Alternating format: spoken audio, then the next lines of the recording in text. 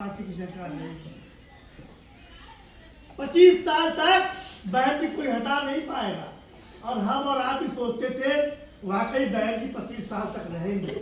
तब क्या किया इन चतुर चालाक लोगों ने आके हमारे यहाँ पे कार को भरने का कहा। क्या कहा, राजू भारती जी आप तो विधानसभा अध्यक्ष है ना, इतना मेहनत करते हैं, इतना मेहनत करते हैं, लेकिन आपका एक कमरा नहीं बन पाया, आपका एक मोटरसाइकिल नहीं नया ले पाए।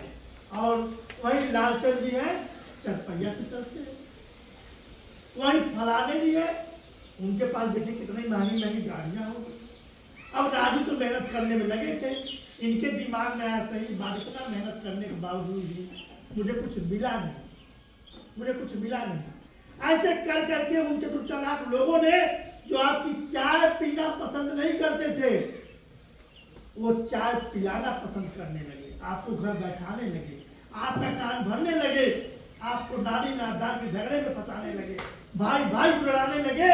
और हुआ क्या, मात्र 50 वोट से, यही बगल में 17 वोट से हम लोग आए थे, साजा खातून का सीट पता है क्या, तो बढ़िया कर 17 वोट से, कहीं 50 वोट, कहीं 17 वोट, कहीं 100 वोट, कहीं 400 वोट, कहीं 300 वोट, कहीं 500 वोट, 150 सीट मेरे साथियों, हम लोग 1000 वोट से कम से हारे थे और हम सत्ता से बाहर हो गए। क्यों बाहर हो गए? क्योंकि हम निष्क्रिय हो गए।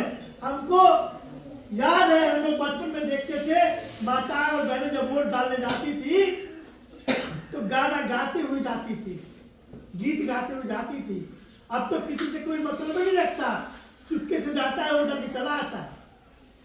झुंड के झुंड लोग वोट जाके डालने जाते थे और सुबह पहले वोट डालते थे, फिर दूसरा कोई काम करते थे। अब क्या करते हैं लोग, अरे सुबेरे सुबेरे नहीं जाए बाद बड़ी भीड़ हुई, खाना बना के खा लेंगे और थोड़ा आराम कर लेंगे, पता चला सोए रह गए।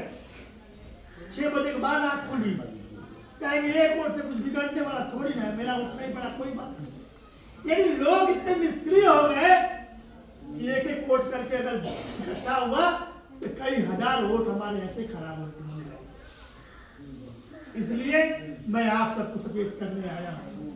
इस बार अगर आप सचेत नहीं हुए तो ये जो बच्चे जाते हैं ना, बच्चे जाते हैं दुकान पे, कहते हैं समोसा गरम है कि ठंडा, टूटते हैं, लीड लगाते हैं, कार में जाते हैं और चाय पी के चले आते हैं। ये व्यवस्था किसी और ने नहीं, बहुजन समाज पार्टी के सिपाहियों के, हमारे महापुरुषों की देन है, बहुजन समाज पार्टी की सरकार की देन है। यहाँ तो कोई कुछ कहता नहीं है, नहीं तो आप समोसा नहीं तो पाते, आपका हाथ काट लिया। और मैं आपको बता दूं, ये जो मोदी और योगी की जो व्यवस्था है वो डिजिटल हो गया है।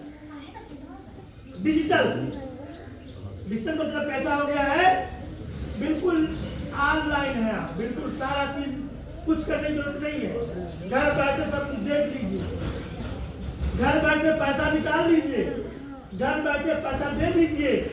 और आप लोग कितने लोन लिए इसमें से, कोई लोन लिया है? नहीं तो बताता हूँ। जब लोन लेता है आदमी, गाड़ी का चाहे मकान का चाहे कुछ का, तो लोन का पैसा आपको देना नहीं पड़ता है, आपके खाते से ऑटोमेटिक कट जाता है।